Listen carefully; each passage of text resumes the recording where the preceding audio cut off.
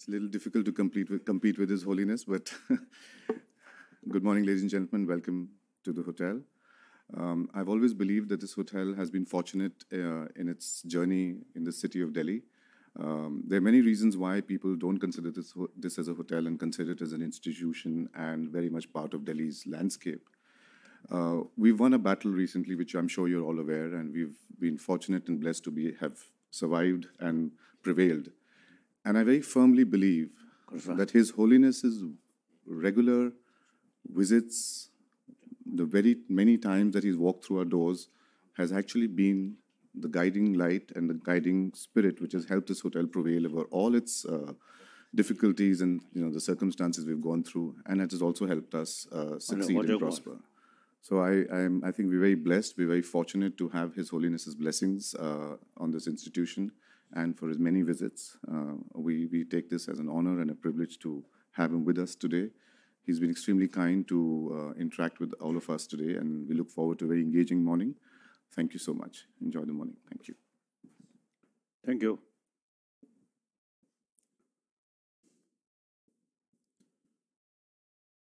Oh, again, we are same human being. Mentally, emotionally, physically. As far as our brain is concerned, same, no differences. But with this brain, some intelligence, which is basis of wisdom, and then also emotion, such as anger, jealousy, fear, related with our brain. So we are same human being, and important is everyone want happy life, do not want suffering. And then, according to our scientists, basic human nature is more compassionate, because we are social animal. Any social animal, mentally or emotionally, there is something which bring together. So we human being, are social animal. Each individual's life entirely depends on the community. So that's our basic nature. Yet, we human being, sometimes this intelligence, beyond our control. That means basic human nature is more compassionate, warm-heartedness. But some intelligence sometimes beyond our sense of concern and sense of responsibility and compassion. So once our intelligence, without a sense of compassion, then our intelligence is combined with anger or fear. Then sometimes this intelligence really creates a lot of problem. So now today, 7 billion human beings, everyone come from their mother. Everyone, survived with mother and friends, loving kindness or affection. Yet, eventually, when we not much pay attention about this basic human value, we very much sort of attracted about external sort of the material thing. Here I have the view, the existing modern education is very much oriented about material value. That's I feel we have to think seriously. Actually, as I mentioned earlier, everybody, as a human being, more compassionate, sentient being. However, now we can see children.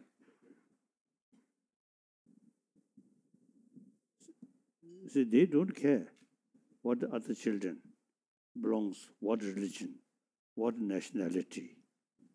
So long they smile and play together, completely same, equal. One time in pathology in Switzerland, you see, there one home, Palestine, next Jew, play together, live together.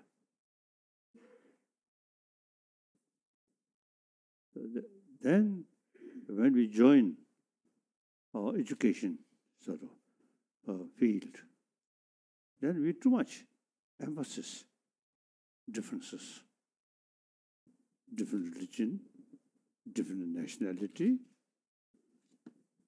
Within this country, the caste system, unfortunately. So there's too much sort of division. That is the source of problem. So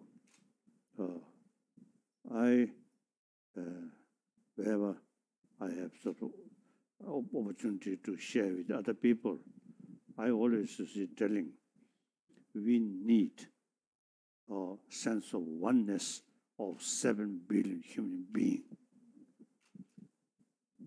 Otherwise, with too much emphasis, differences, then the concept of we and they become very strong. And that's the basis of killing. And past several war, mobilized violence. Now, everyone, everything, because all this occasion, war, killing, is very much based on the concept of we and they. So now today, suppose the modern world, suppose the things much sort of develop. However, with too much emphasis, the concept of we and they. And then killing. I think a lot of money spent for weapon. These are really our own creation problem. So a lot of problem which we are facing is essentially our own creation. So now the remedy these things, you see, we should think, we should have sense of oneness of 7 billion human beings. And we are social animal. Now today's reality, Eastern depend West, West depend East, similarly South, North. So different religion, different nationality is secondary level. Top priority, we are same human being. With this feeling, I also, you see, I firmly believe we are same. So wherever I go, I always feel we are same. We are human brothers, sisters. That mentally, emotionally, and immediately when I met someone, immediately feel like brothers, sisters. If I too much emphasis, I am Asian, I am Tibetan, I am Buddhist, and then furthermore, I am Dalai Lama. Then actually You yourself isolated. On this planet, only one Dalai Lama.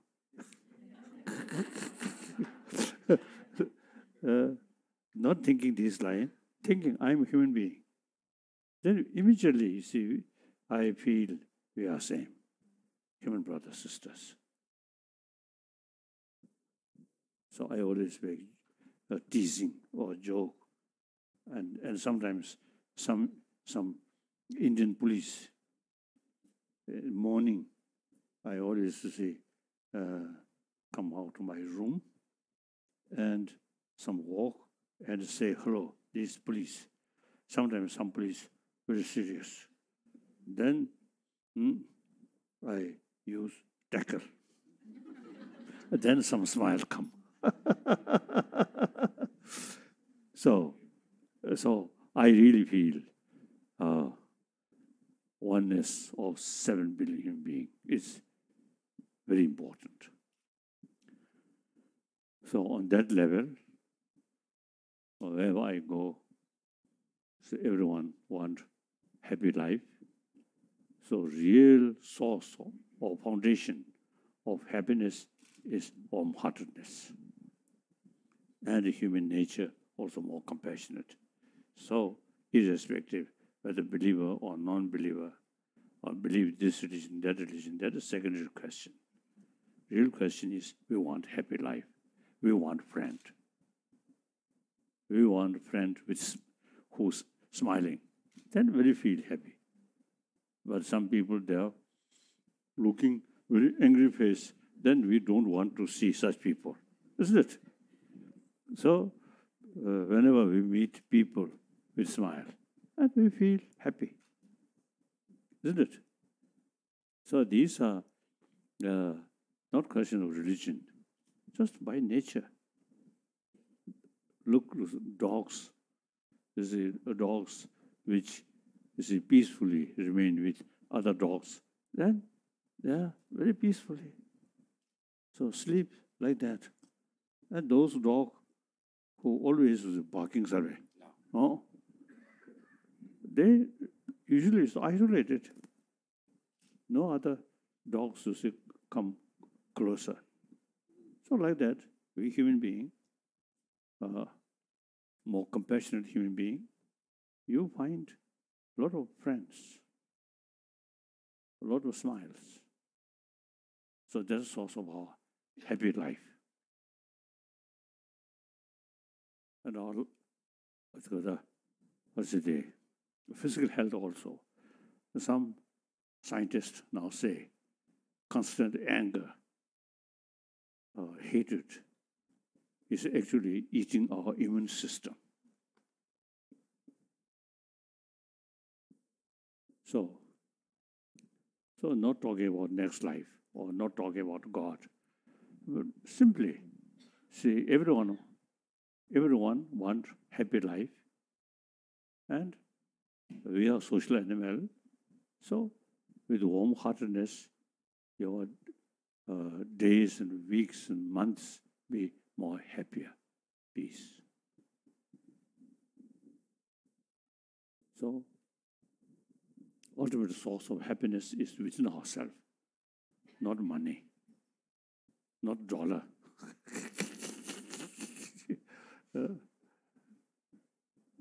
One time in America, I think Houston, one big university, I went there,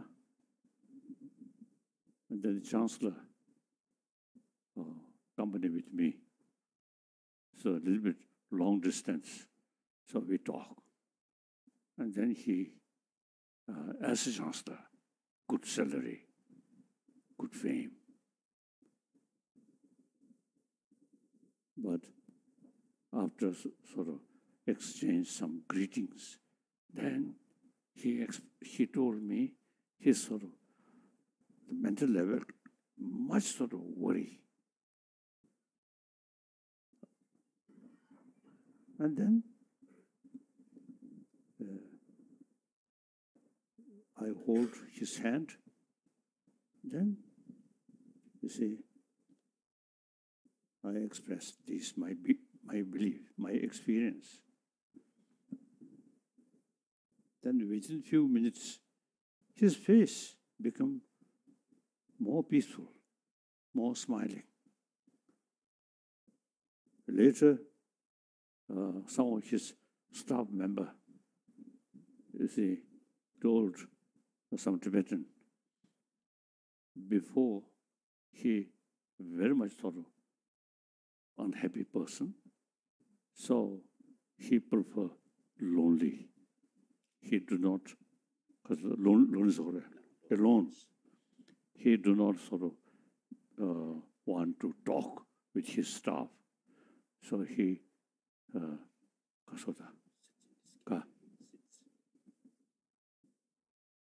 he prefer just alone in his office.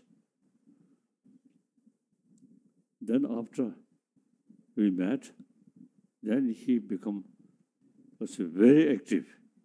So his staff member, more work.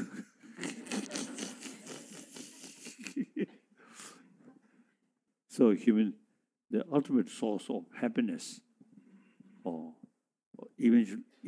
even our health, peace of mind, is very important.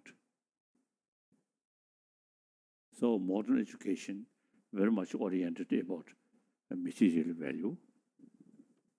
So we can see some millionaire or billionaire, but mentally very unhappy. So take a lot of drugs like that, and worst case, suicide.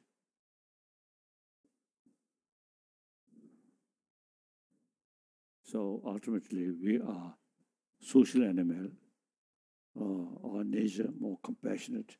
Therefore, we should pay more attention about this basic human value. Then you individual will be more happier, more calm,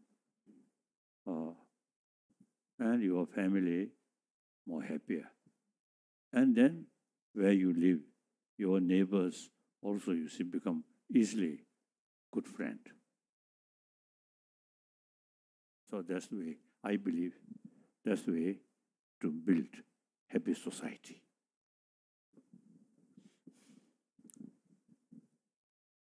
This is my number one commitment. Number two commitment, I am Buddhist. So then, even today, or not only in the past history, but even today, due to different religion, you see, killing each other. In Burma, even Buddhist, you see, killing some Muslim. And in Muslim countries, Shia, Sunni, killing each other. Unthinkable. In this country, I think more than 1,000 years, all these different religious traditions come here, we live together. Basically, I think harmoniously, mutual respect. So religious harmony is possible. India, big nation, over 1,000 years, nearly 2,000 years, I think different world major religious tradition all live together here. I always was mentioning because of Parsi community, about 100,000 population in Bombay, and they carry their own sort of tradition, Zoroastrian, very small sort of population, less than 100,000. And Bombay, big city, millions of Hindus, millions of Christian, millions of Islam, but live very happily. No sign of fear. Those small community, Parsi community, they carry their own fire puja like that. So that's India. The religious harmony over 1,000 years, I think wonderful. So now, India, our time come, not only just to preserve these things, but show outside the world, religious harmony is possible. Otherwise, it's unthinkable in the name of religion and killing each other. Unthinkable. So that's my, I'm Buddhist monk. I never state Buddhism is best. Like medicine, you cannot say one pill. You can say this. You cannot say this pill is best medicine. Impossible. Judging the individual's physical condition, then we can prescribe it. Or in your case, this medicine is best. Similarly, generally I think medicine for physical. Religion is medicine for mind. So therefore, the different people who have different mental disposition, we need accordingly the religion. To some people, like theistic religion, very helpful. To some people, non-theistic religion, very helpful. So, according individual mental disposition, you see, let's say, to some religion, to some people, very effective. Some people, some cases, not much. So therefore, it is individual matter.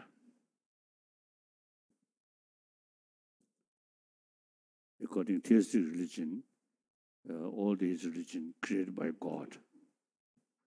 But Islam, Judaism, all accept creator. But I think one creator, same creator, is in different places, different period, is in different teaching, is taught. So that means God himself, accepted among his creation. There are people who have different mental disposition.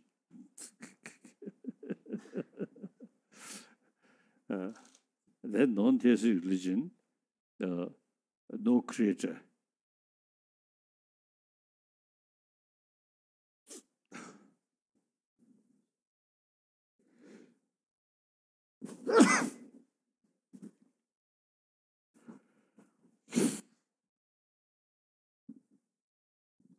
Flu survey. No. Some flu. And now my nose, I think you may notice, little bit swollen.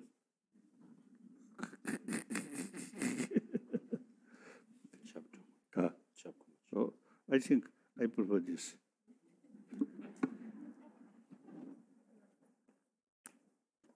So my number 2 commitment is promotion of religious harmony that we really need today.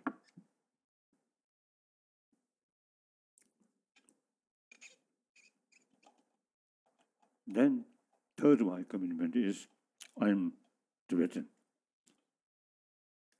people.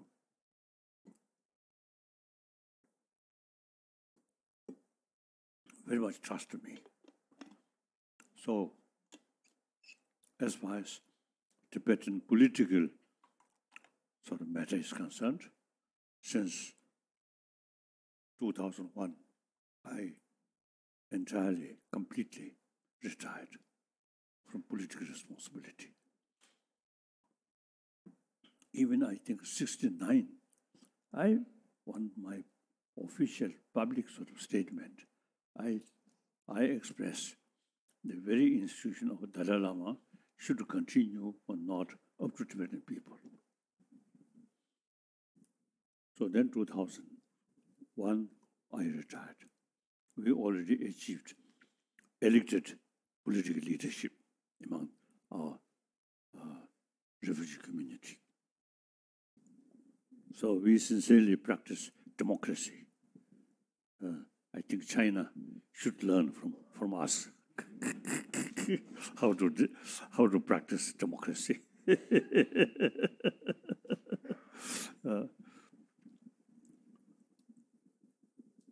Usually the Chinese, they believe they're more advanced. Tibetan, very backward. But in reality, I think since 7th century or 8th century, I think Tibetan, firstly, they developed their own script. 7th century. 7th century. Sometimes I feel the Tibetan king, 7th century, Songtse Gampo, he married with Chinese princess. So very special connection. I think he must enjoy it. But letter is concerned, I think the Tibetan 7th century Tibetan king, I think he found too complicated Chinese letter. So he wanted to develop our own script, which copy from Devanagari and alphabet, Kakakanga, like that. So that emperor, quite clever.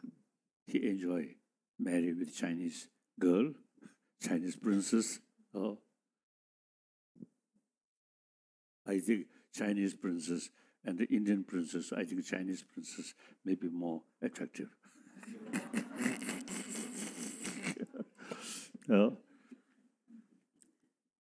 So Tibetan script developed in 7th century.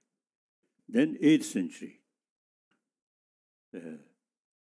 Tibetan king, Chisung Tse, he himself, son, his mother is Chinese, one Chinese princess. So very close connection with Chinese emperor and Chinese Buddhist, very close. But then he preferred Buddha Dharma, Buddhism should bring directly from India. So he sent an invitation to, at the 8th century, 9th century, at that period, the top master, great scholar of Nalanda was Chandrarakshita. He invited to Tibet. And Chandrarakshita, in spite of his old age, he accepted. Then he introduced Buddha Dharma according to Nalanda tradition. Within Buddhism, Pali tradition and Sanskrit tradition. Pali tradition is a basis of Buddha Dharma, but not much use logic. And Sanskrit, later, Nalanda tradition, Sanskrit tradition, extensively use logic. So the basic logical way is we always, you see, the question, raise why, that. Not say yes, no, why. So even Buddha's own teaching, according to Nalanda tradition, you see, we raise the question why, then investigate, reason. So some Nalanda master actually rejected some Buddha's own word. If we accept this Buddha's word, it goes against the reason. So reason is more important than just faith. Buddha himself, you see, mentioned, "O my follower, monks, scholars should not accept my teaching out of faith, out of devotion, but rather thorough investigation." So Nalanda master, such as Nagarjuna and Buddha Palita and Dignak or Dharmakirti or Chandrakirti, these masters make distinction. This Buddha's teaching we can accept. This Buddha's teaching we cannot accept. A great thing. So therefore,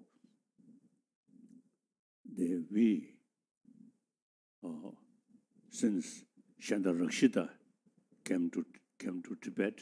In spite of his old age, he taught Nalanda tradition. Nalanda tradition very much emphasizes logical approach. All Buddhist teaching, particularly in the field of Madhyamika philosophy or Chitta Mantra philosophy, we extensively use logic. So now, the Buddhist philosophy, the modern sort of scientific subject, the quantum physics, very similar. Chitta Mantra philosophy, as well as Madhyamika philosophy, all, you see, accepted. Nothing exists as appears. There's big differences, appearances and reality. Chitta Mantra also used to say, appearances is something objectively exists. But if you investigate the reality, nothing objectively exists. There's a quantum physics also say that.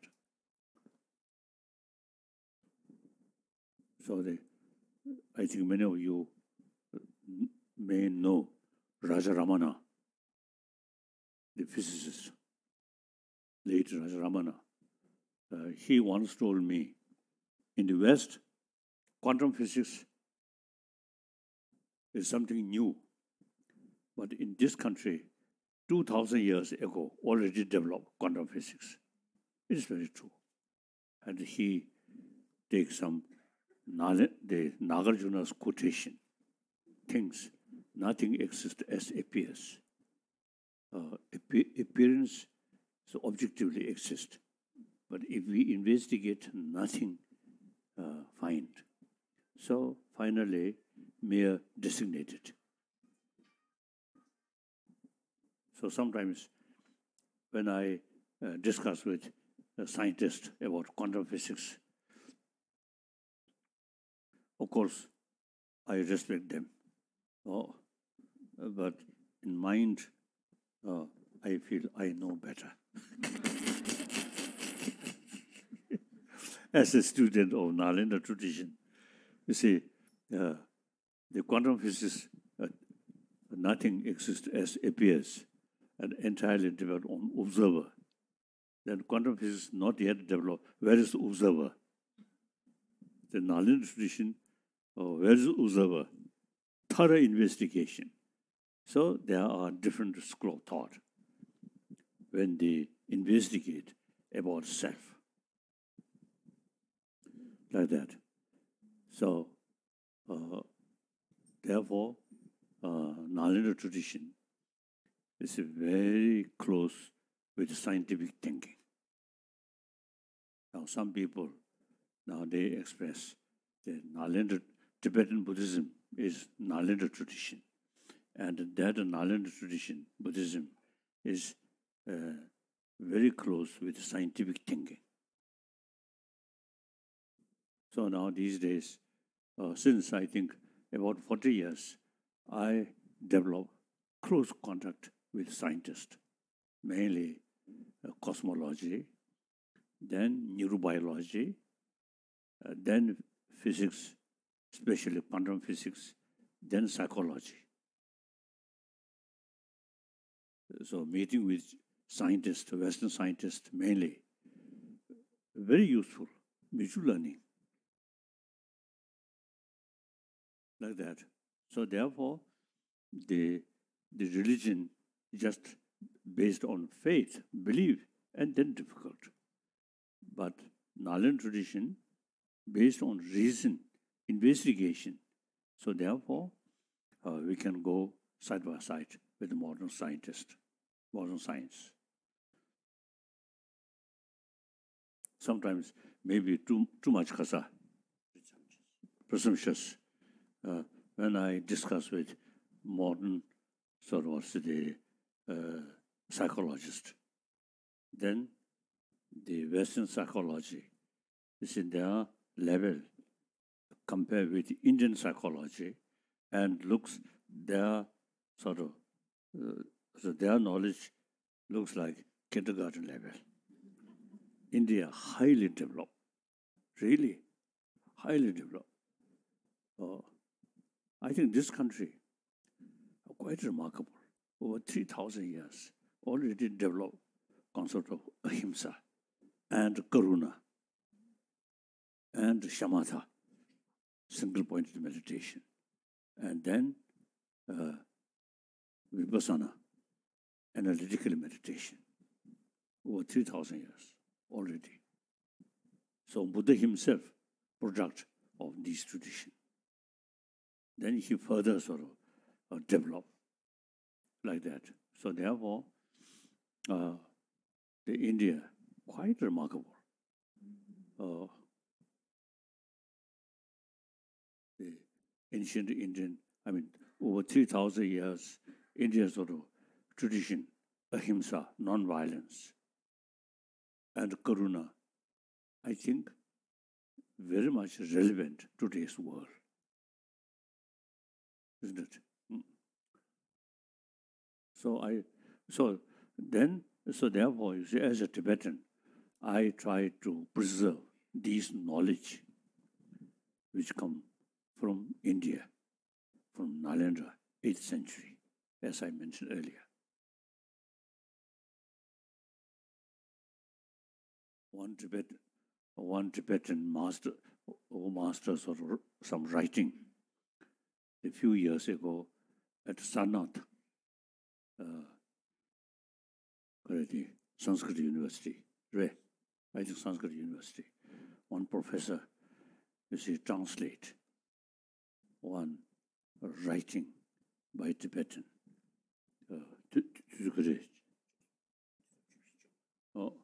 around, I think, 14th, 15th century.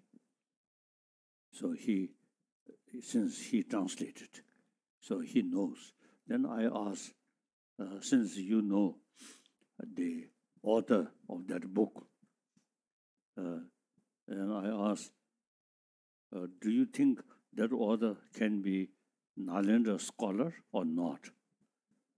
Then he mentioned without hesitation, not only become Nalanda scholar, but one of the top scholar of Nalanda, he mentioned. So sometimes I jokingly telling, we Tibetan, physically not Indian, but mentally we are more Indian than those modern Indian who educated according to Western education. So we really preserved, you see, the Nalanda knowledge over 1,000 years. So now I, as a refugee, came to this country and a lot of sort of meeting with Indian scholars or practitioners. Traditionally, you Indian were our guru, teacher. We are student. Indian word chela. We are chela. And not only just a chela, but a reliable chela. Isn't it? While you see the Guru's own land, a lot of ups and downs. During those centuries, we chela kept all this knowledge.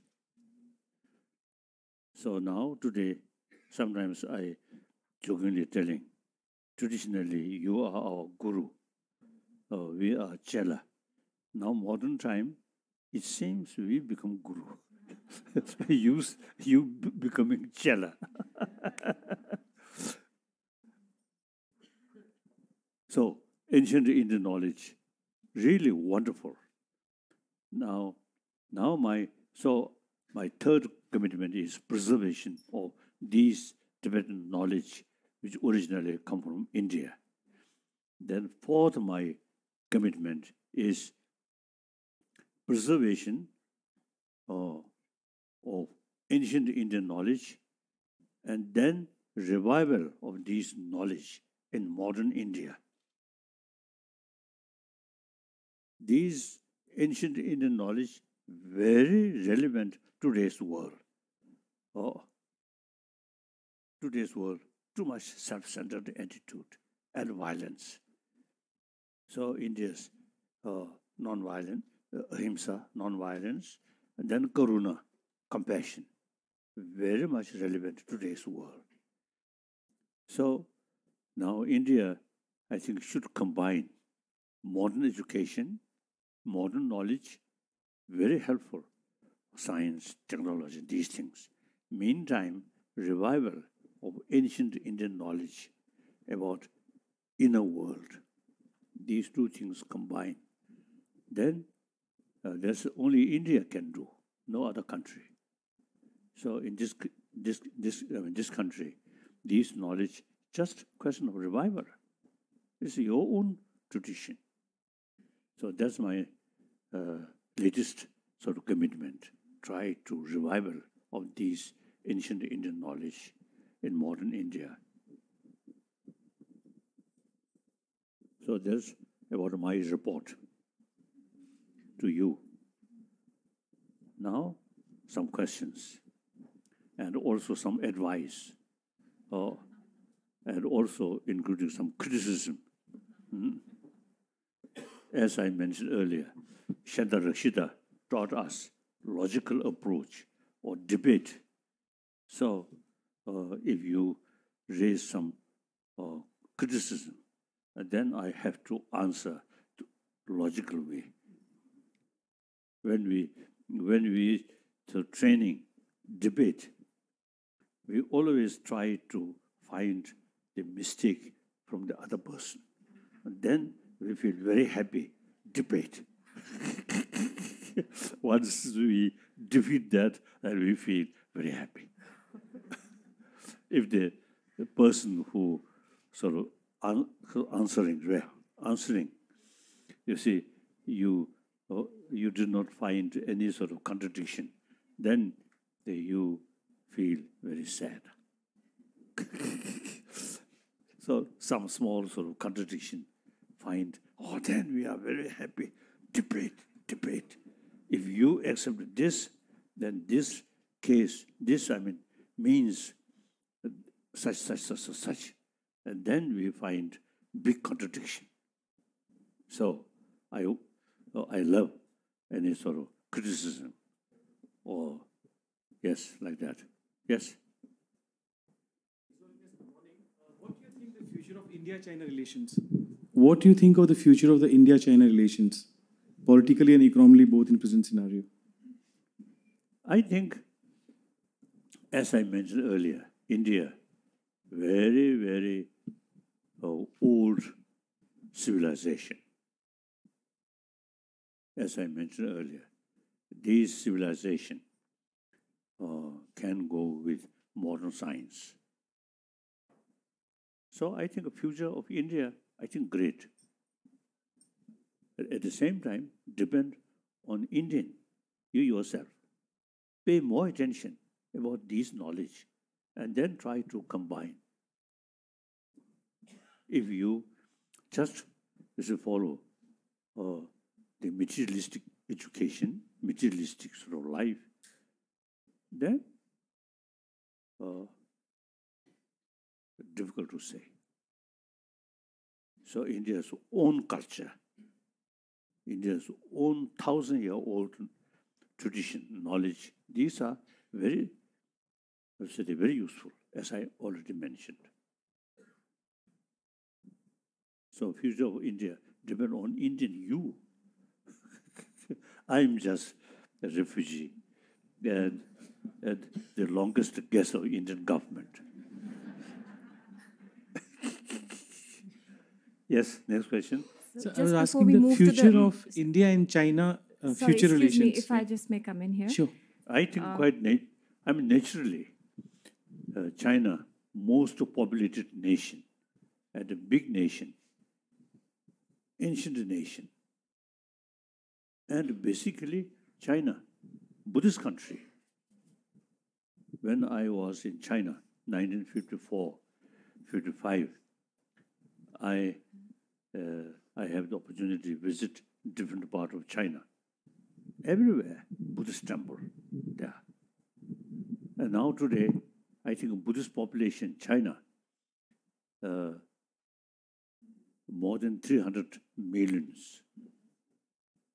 So many scholars now realize that Tibetan Buddhism is genuine Nalanda tradition.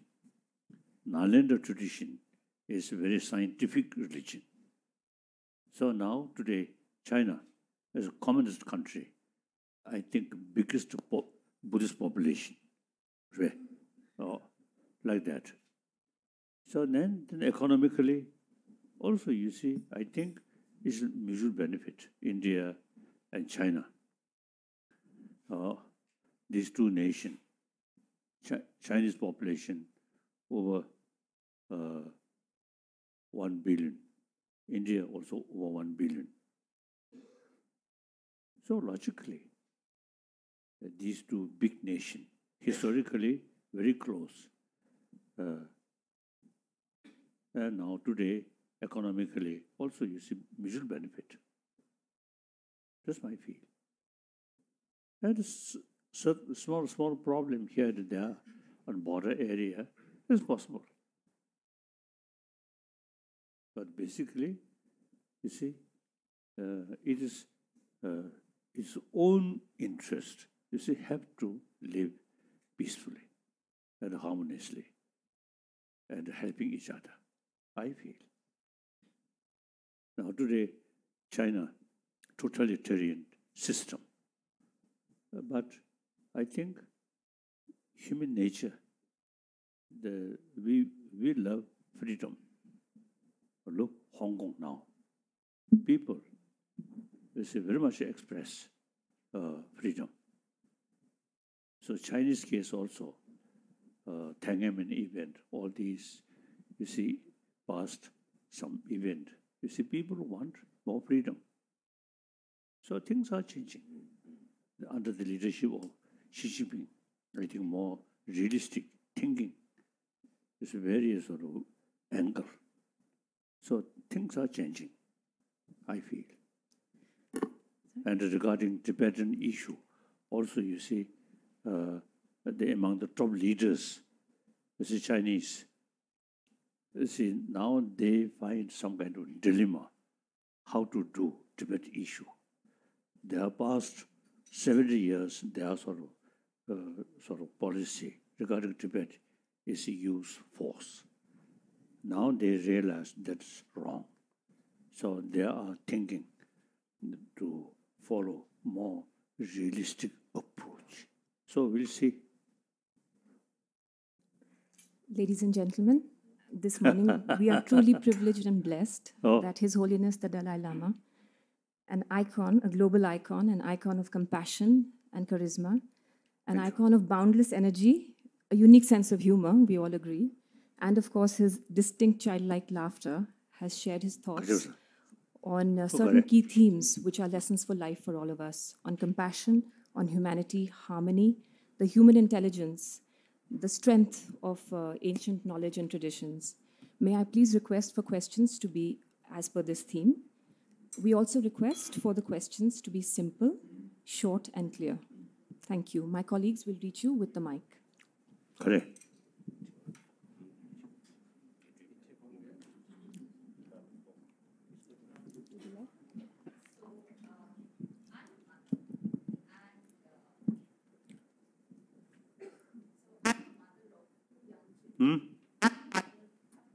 Yes. Kosa.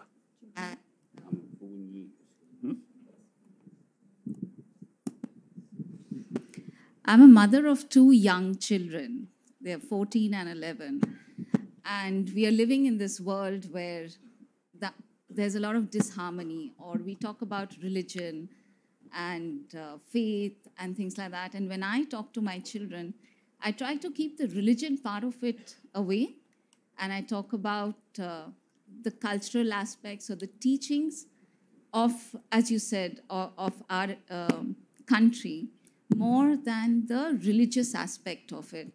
because I don't believe that religion is as important as you as an individual or you as a human being. Do you think that religion should be part of something that we talk in? I mean, I think religion is inside us, but do we need to say that I'm a Hindu or I'm a Muslim, or instate that into our child? Because I feel that the child, when they grow up, can decide what religion they should choose. I just wanted your thought on that.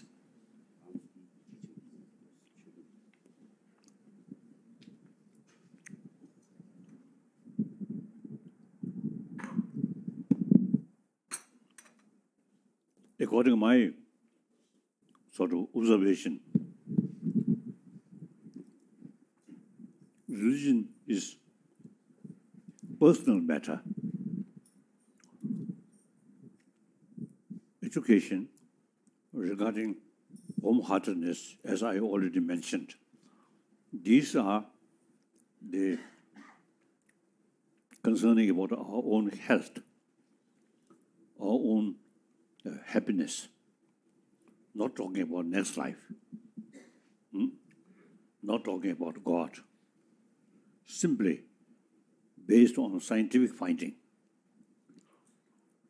So that's, I think, entire humanity really need that. Then, in order to become more sensible person, warm-hearted person, not necessary with religion. Use common sense and common experience. Yes, we can tell. Then religion comes later, individual. The basic sort of, the interest about warm-heartedness. Then all these different religious traditions. You see, their main message is loving kindness. So then use some different religious tradition, further strengthening our basic human nature. Then to some people, to some religious tradition, to some people, other different religious tradition. So there's personal business, I feel. So not necessarily should try to a student or children become religious-minded. No. Here, India's tradition, secular, whether believer or non-believer, and believes this religion, that religion, that is individual matter.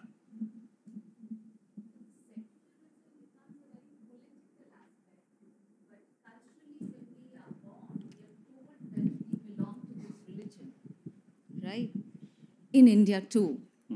In India too, secularism, I agree with you that secularism is a great thing that our country offers. However, secularism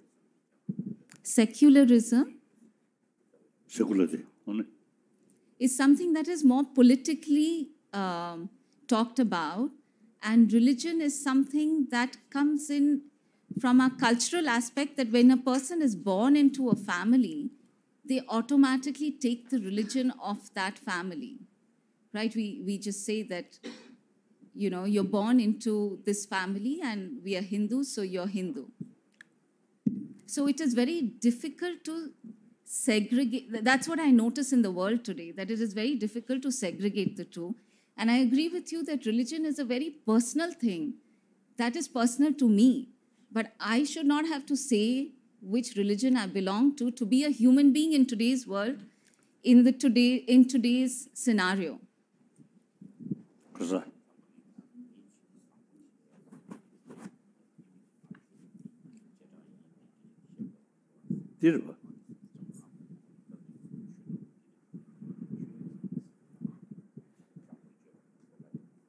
I think essence of religion is warm-heartedness.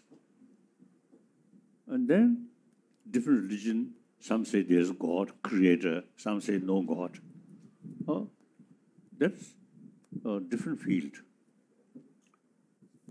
So children, you can ask also they should be a warm-hearted person. That's the key factor for a happy life. Then religion, later, their own sort of choice, I feel. As I mentioned earlier, I never state Buddhism is best. I never state. And some of the sort of teaching come from religious text. But these, I think we should consider academic subject, such as warm-heartedness. And these things are academic subject, also related with our health, mental health and physical health, like that. Not necessarily with belief. And then individual feel sort of in order to further develop and believe something, then up to them. Yes, the gentleman. Your Holiness, I've seen, you talked about logic and debates. I've been to Lhasa many times, and I saw the monks debating, Yes. outside in the monasteries. This tradition of logic and debates, I've not seen in any of our monasteries in the Himalayas. Does it continue in the same way or anything, or has it been propagated? But it's a wonderful aspect, actually, now to think, though I have been there, it never struck me in the same way. But like in Dharamsala, in any of our monasteries within the Indian side, or in Sikkim, or in Bhutan, or in Ladakh, do we have that kind of a passion, like what they had in outside, though in a reduced way, outside Lhasa I saw? Now, some time back,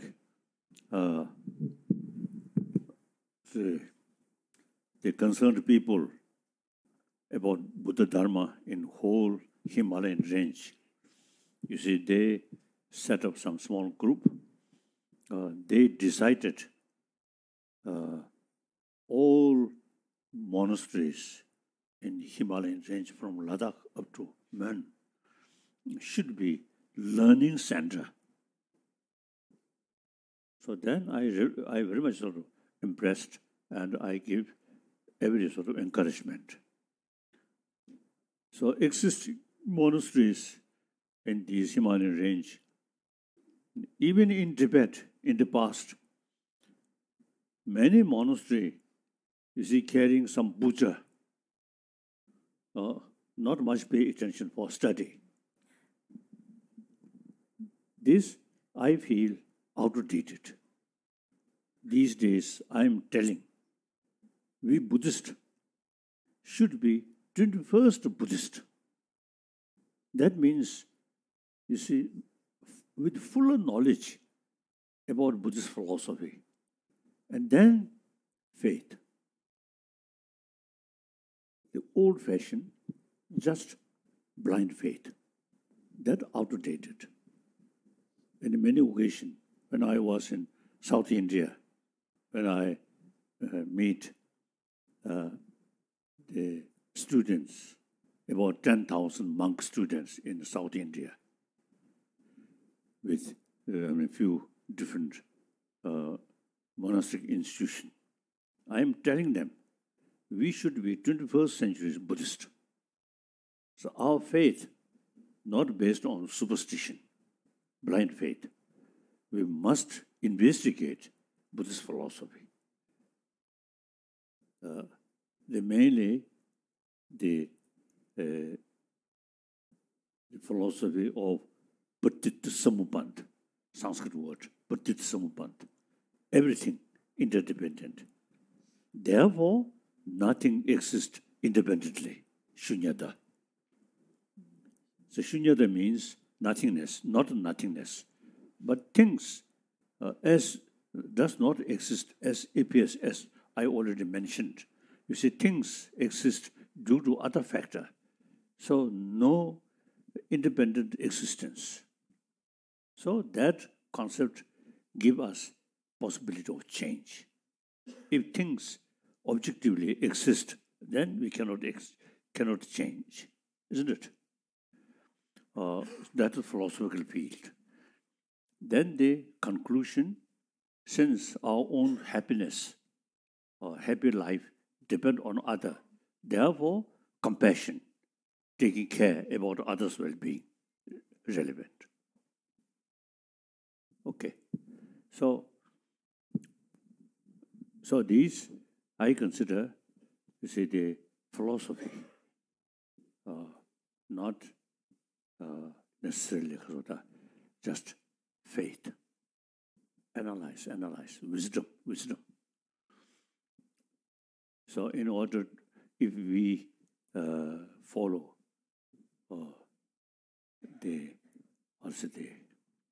logical approach about Buddha Dharma, then I publicly mentioned there, South India, then Buddha Dharma will remain the next few centuries, 22nd century, 23rd century, because Buddhist philosophy can go side by side with modern science. If we just kept the traditional way, some monastery, just puja,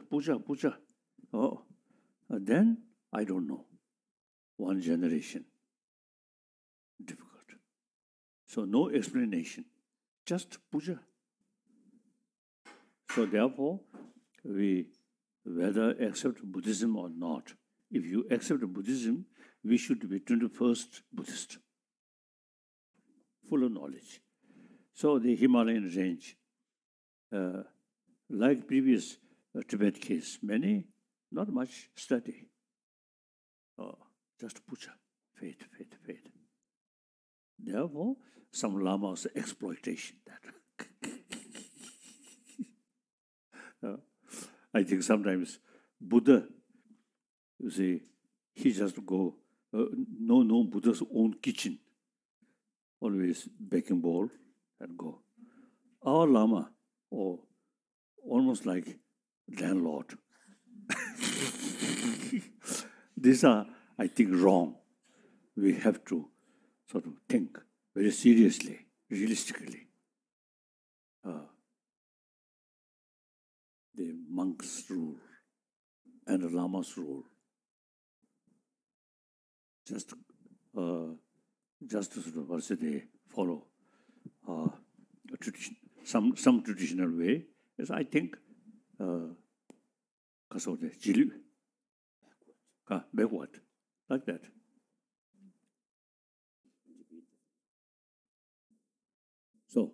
So study, very important. Okay, next. Buen día. So therefore, now I always ask monks, even lay people should study. Whether believe or not, up to individual. But this philosophy is just for knowledge, very useful. Should study. Not only monk, but lay people also.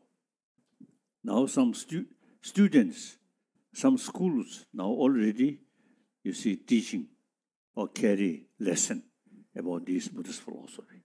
That's very good.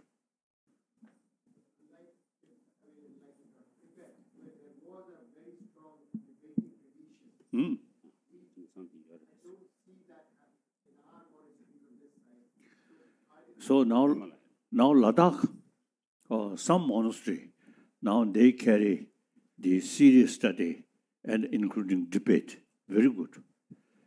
And also in Sikkim, in this area.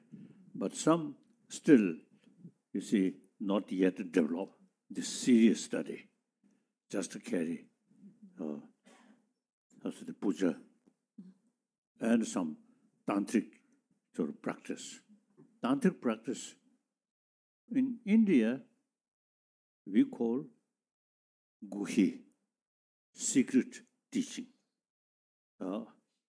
So one individual lama, one individual person who practice these tantric different deities, deity yoga, then gain some experience, then teach selected individual few disciples, not public. But since 8th century, Tibet become sort of Nalendra follower. Then many people, you see, Kasota, take more interest about these different deities. So tantric practice. I think tantric practice sometimes spoiling genuine, sound Buddhist philosophy or tradition. I think the basic rule of Buddhism, Buddha himself, monk. So these deities with consorts,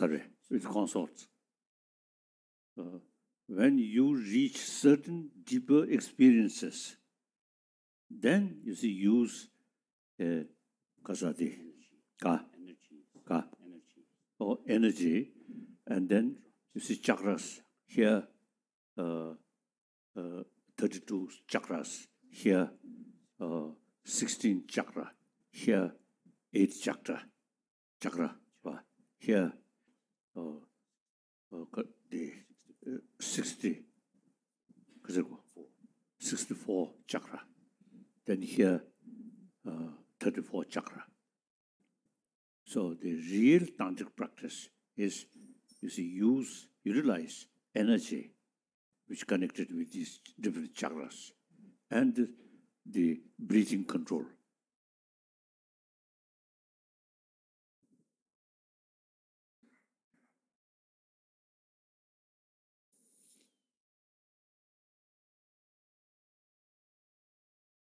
Like that.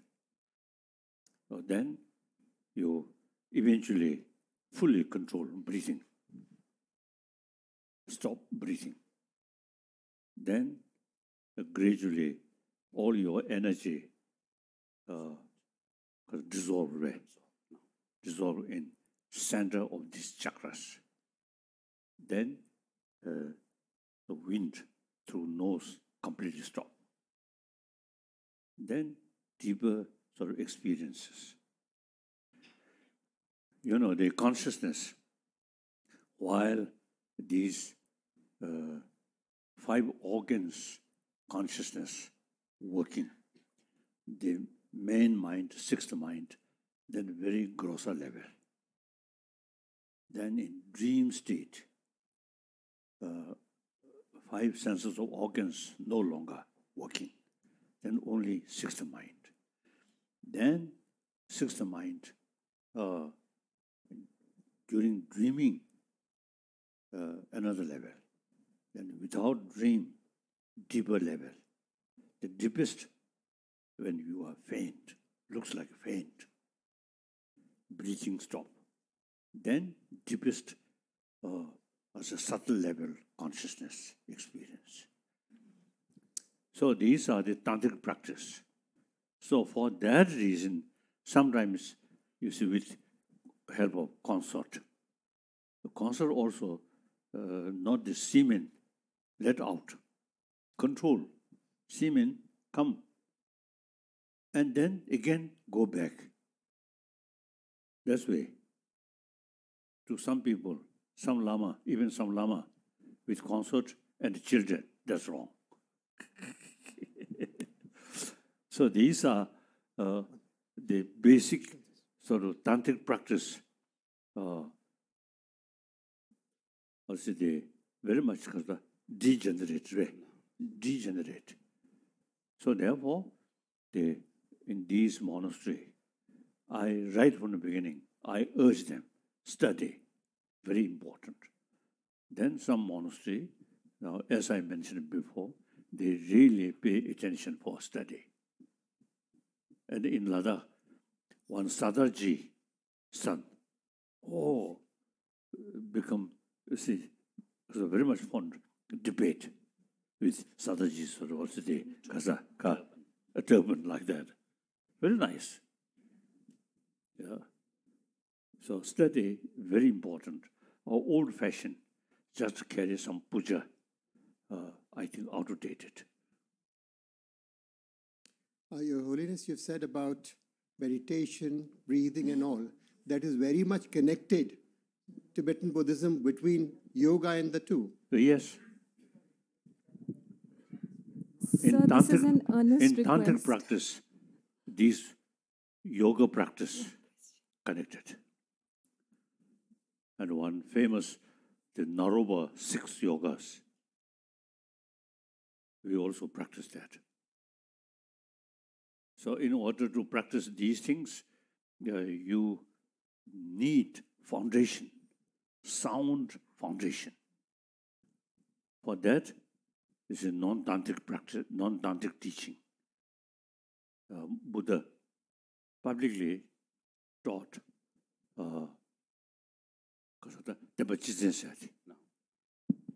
so Buddha gave this general structure of Buddhist practice. That's very important. All these Nagarjuna's sort of writing, Madhyamika Mulakarika, extremely important. Now, usually you see some people not much pay attention. They prefer rather sort of one deity yoga. Consider yourself as a deity. Silly. Unless you understand the real meaning of tantric teaching.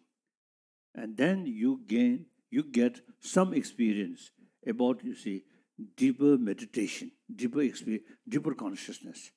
Then tantric teaching is relevant. Before reaching that, before reaching Ra, without a proper basis, then just a tantric teaching and recite some mantra, not much meaning.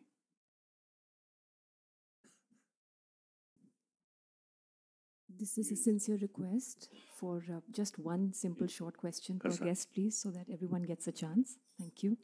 Ma'am, please. My name is Olita. So I'm hoping,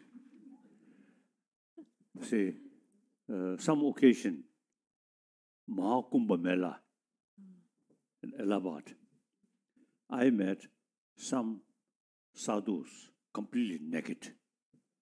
I was told some of them, you see, whole year remain in Himalayan mountain,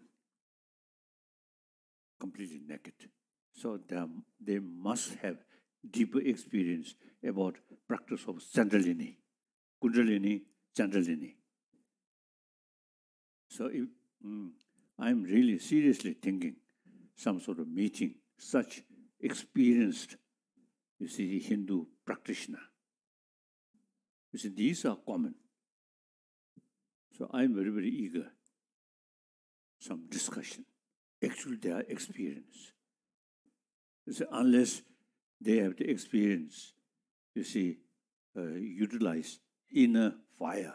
We call inner fire, Chandalini, or Kundalini, Chandalini. Otherwise, the naked cannot remain in the mountain area whole year. So I'm seriously thinking some discussion, such people. So these things, I think one of our bad habit is, oh, there is something. When you ask the actual, nothing. That's our old fashion. Yours is shashat. No. So we sometimes take things for granted, saying, oh, this exists, that exists, but we can't actually show anything concretely. Our thinking should be scientific thinking. In the text, mention something, must practice and experience, then convincing. Otherwise, it's just one sort of Lama say something, one Lama say something.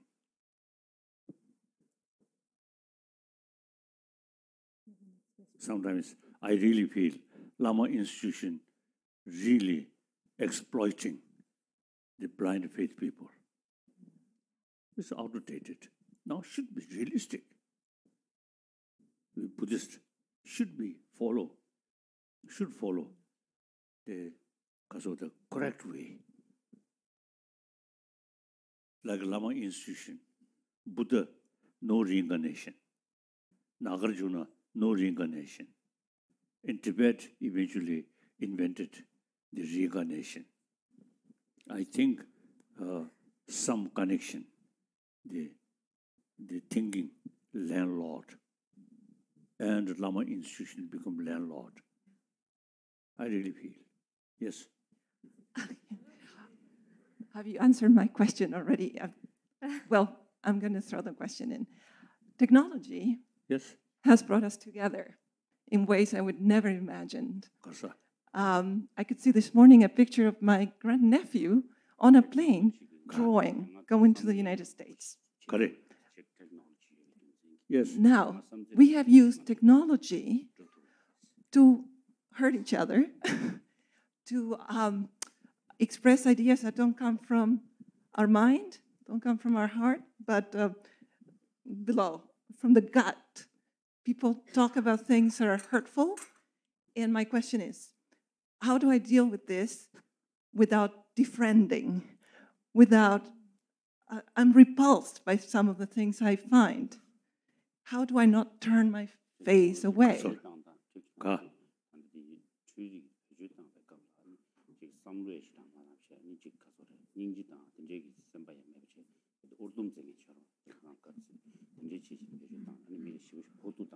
Technology,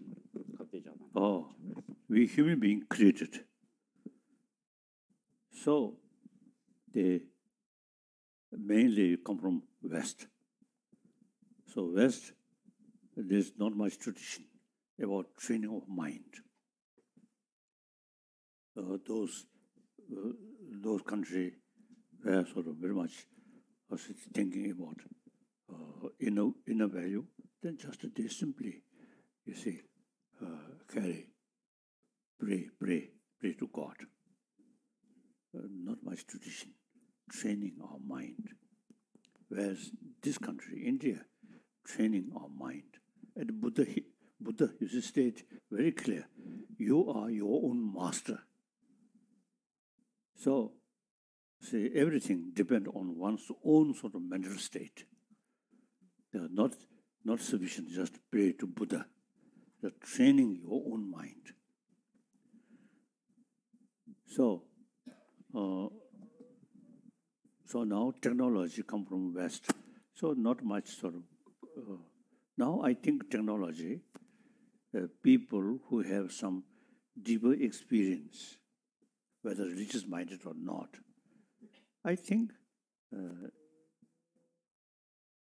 But you see, these things are mental, not technology. So I don't know. But I think people who really showing, or scientists who really showing about inner sorrow. Now, for example, I think till late 20th century, you see, among the scientists, you see, even, you see, beside brain, nothing, consciousness, nothing. But later part of 20th century, they experiment to some people who have some experience. You see, many hours meditation.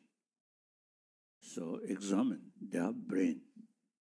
They found some differences. So they eventually, they accept beside brain, there is something which affects our brain. That we can call consciousness or mind. So now things are changing. So like Richard Davidson, he's a brain specialist.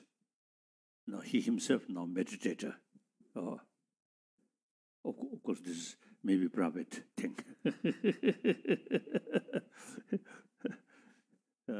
So now, you see, previously, just brain.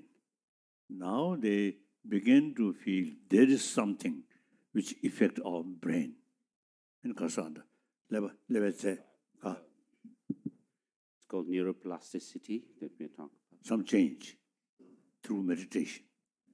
So this is something very mysterious thing.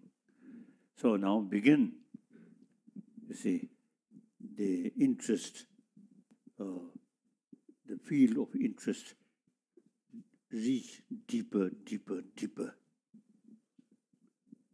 So I think this century, 21st century, I think more and more knowledge about deeper nature. And then accordingly, some technician, you see, may develop certain sort of technology, deal these things. So I don't know. A possibility there. Okay. Greetings. Yes.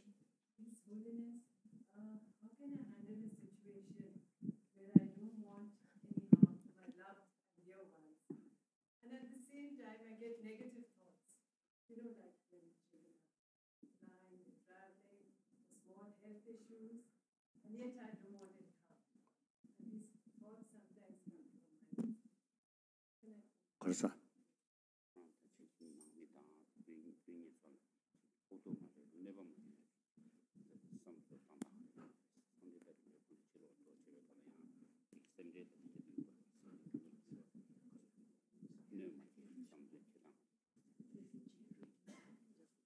I don't know your question.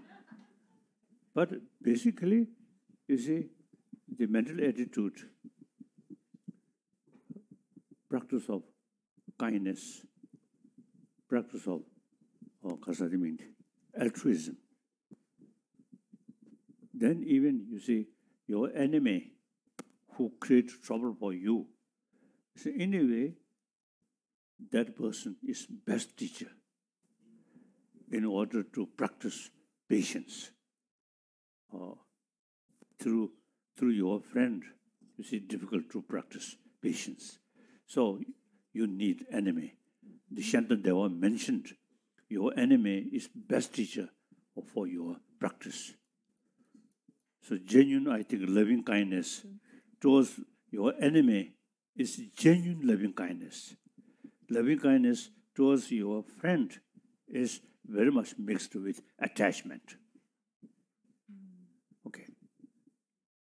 Your Holiness, we have a young child here, next generation with a question. Hello, Please go so ahead. my name is Angad Duggal, and my question is, so people believe in God as in different forms, and people kill other people on the basis of their belief in God. So a man who follows Islam will not agree a man who follows Christianity, and they will debate on what they believe who is God. So, and this, as we've seen, leads to death and killing and form of terrorist organizations. So my question is God actually supposed to be portrayed in this good light, or is he actually this omniscient power who's not as pure as we think he is? Karsa, God. The question is,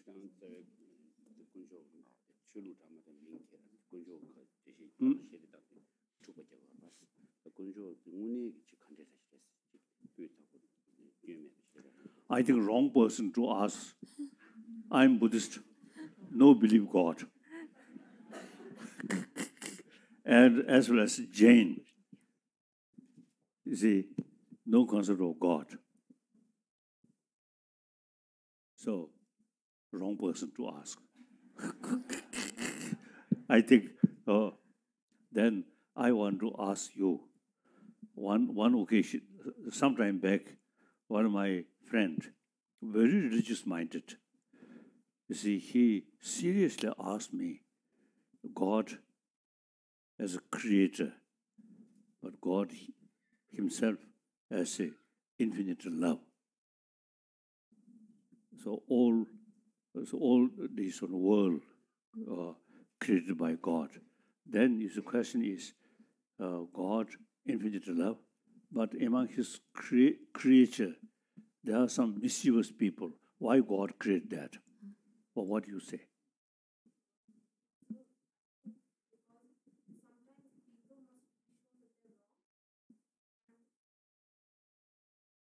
Good attempt. Oh. So when he asked me that very seriously, then I told there's no other way to explain. Just occur my thought. Oh, since God creates hell, so there must be some people go to hell.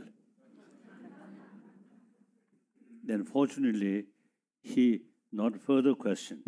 If he further questioned why God creates hell, then difficult.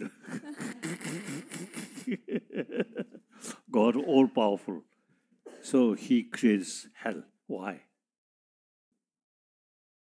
So there's, I think, Buddhist and Jain, and also one part of Sankhya philosophy over 3,000 years. One philosophy, Sankhya, no God, no creator, but self-creation. Another Sankhya philosophy, except God, creator. So, different sort of answer. So sometimes you see too much confusion due to religious belief. Then, and also worst thing is due to different religious name, fighting each other, killing. Then sometimes I feel better no religion. Just to remain a warm-hearted human being, not talking about heaven or next life. We have time for one last question, ma'am, please. Greetings, His Holiness. I just heard what you spoke about. What we see is not the reality. There is something far beyond that. But at times when we are in our lowest point in life, we start questioning everything. Though we know, we've been told and taught that what we are seeing is not the reality. There's something far beyond that. Why does the very basic nature, human nature, starts questioning things around and starts throwing blames rather than accepting it on its own self to others? I just wanted to...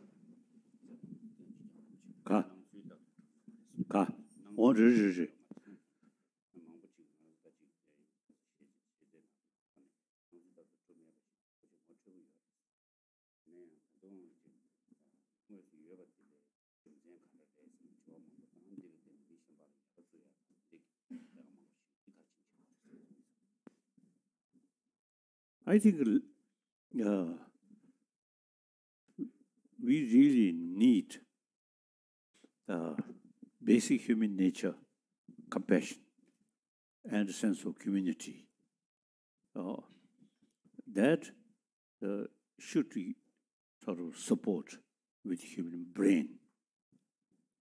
Now, up to now, education deal with brain, human nature beside.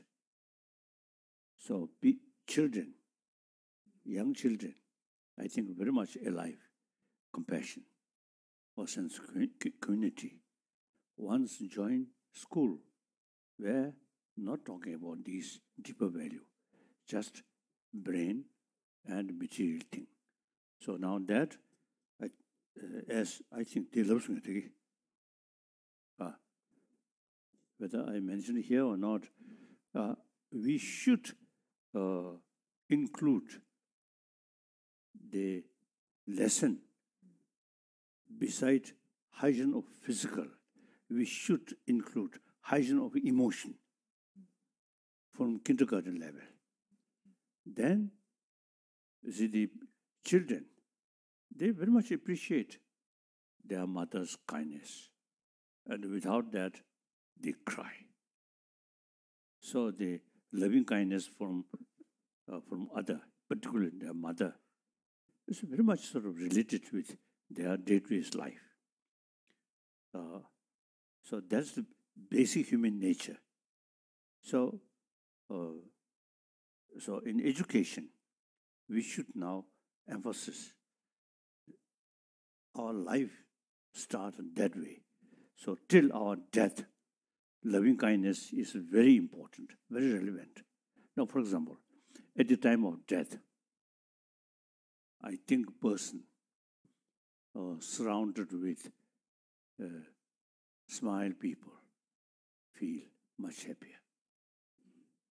Then millions of dollars put there, not much effect. That dying person knows now no longer use, but smiling and taking care. And it's no use further now.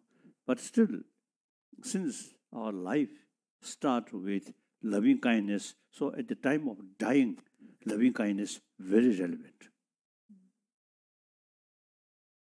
So I think these we can teach. So as I mentioned earlier, you see the lesson about the hygiene of emotion from kindergarten level up to university level should include. Religion is something different, whether believe religion or not, up to individual. Here, India's tradition, secular way. So not important about next life or heaven or these things. Simply, day-to-day life, be happy, or surrounded friendly, loving, kind people, and you feel very happy. So we are social. That now scientific explanation is much more convincing rather than religious quotation. Like that. So that should be, in education, should include these things based on scientific finding. That's my view. What do you think? What? Like that. So, then? Yes. Yes. Yes, what? We always seem to rely on somebody else's validation to prove our identity. Why does our happiness, why does our identity rely on someone else's recognition? Somebody else recognizing us. Identity. That was a bonus question.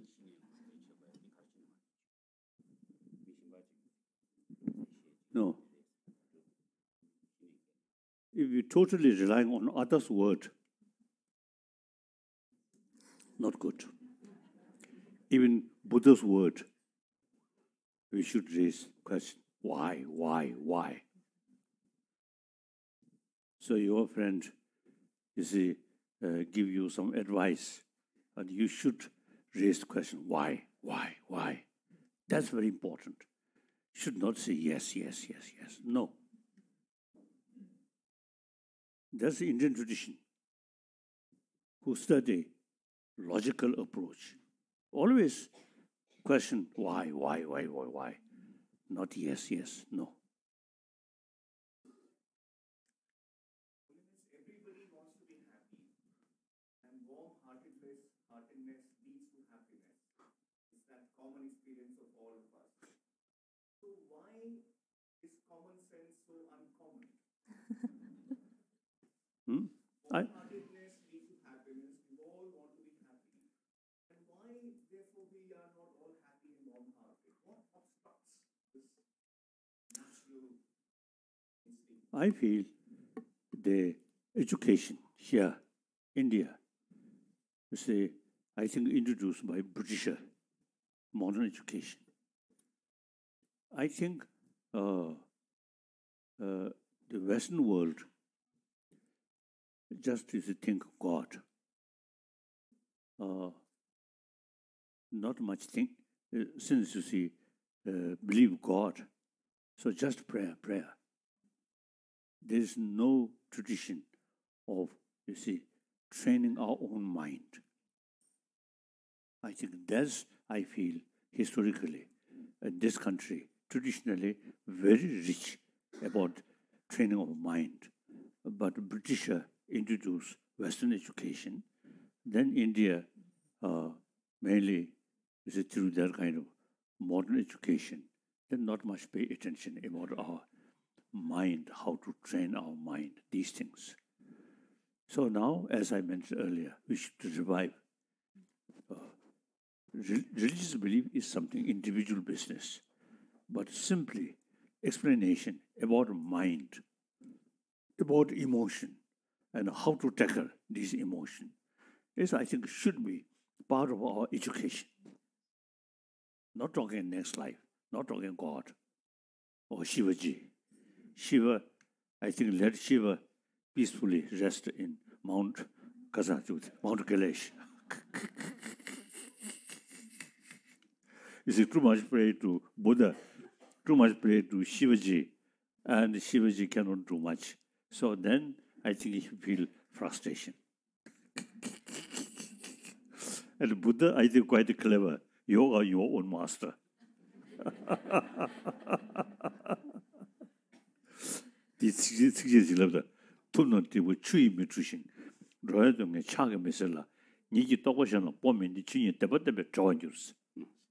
So the Buddha has stated that the sages or the munis do not wash away the sins of, do not wash away the suffering of sentient beings, nor do they remove the sins or the causes of suffering with their hands, nor do they transfer their own realization into others, but only by giving teaching do they lead others to nirvana or liberation. So Buddha put all the responsibility on us. Oh, so his responsibility is only teach and how to bring inner peace, how to tackle the opposite of inner peace, that's anger. And also it's a self-centered attitude, me. That too much extreme selfish also is a source of problem. Altruism is the, I think, real method to reduce self-centered attitude. Then, philosophical field, as I mentioned earlier, things, nothing exists as appears, but things exist finally just mere designation. So that the antidote of grasping or something there and good attachment, something bad, anger, that reduce. Some student of quantum physics, they get some experience. The understanding about quantum physics is because of loosening, the too much grasping. Nothing exists as appears. That's exactly Nagarjuna's Madhyamika Mulakarika mentioned that. So we are in the beginning of 21st century. I think further discussion with scientists and quantum physicists and psychologists, I think our knowledge how to tackle this destructive emotion, I think this knowledge will increase. So we should not content what is then content. No. Investigate further progress, not based on quotation, but based on experience or sort of experiment. That's important. I think Nagarjuna, one way he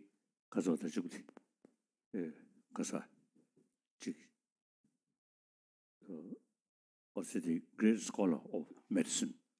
One way, any Sinjukti, also Master Nagarjuna, chemistry, new alchemist. So these great Nalanda master, you see, their brain is used in different fields, not just meditation. And then philosophy, of course, no question. And he explained on the basis of philosophical view. And then his main teaching is altruism. Wonderful. Wonderful. Sometimes I really feel I have some connection with Nagarjuna. Hopefully. The Nagarjuna's teaching really transformed my mind.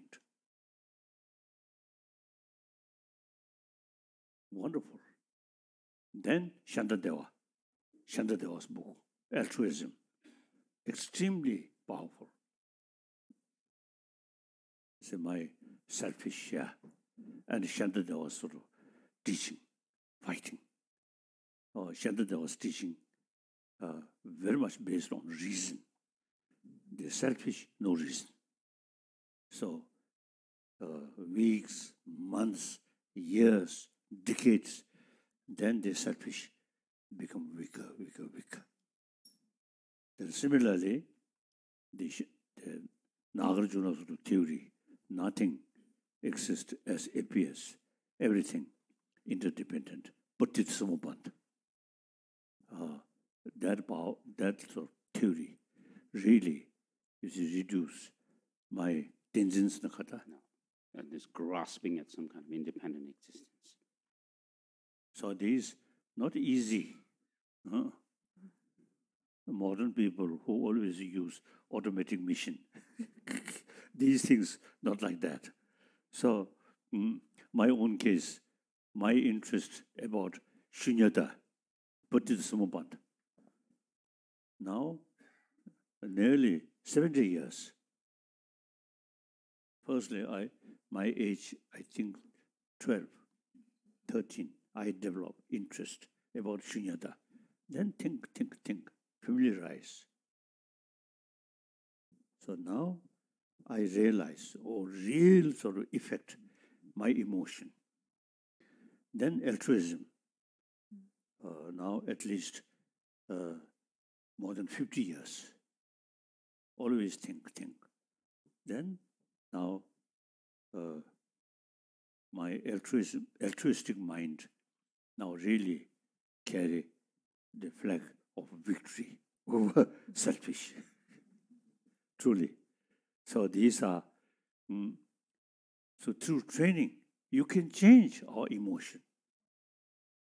But take time. So constant effort, day and night. If you familiar these things, then dream time also, you say, reflect this practice. So then gradually you see change. Okay.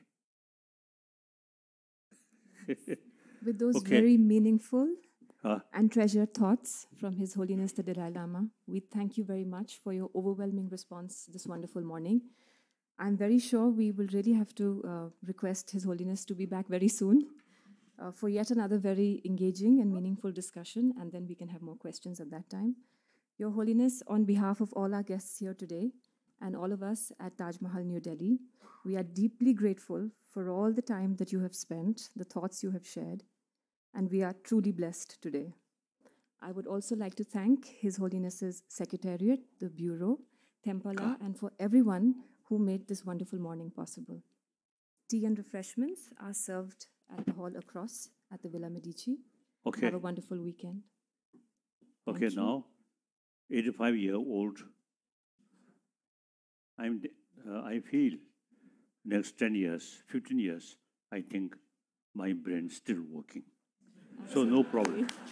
Even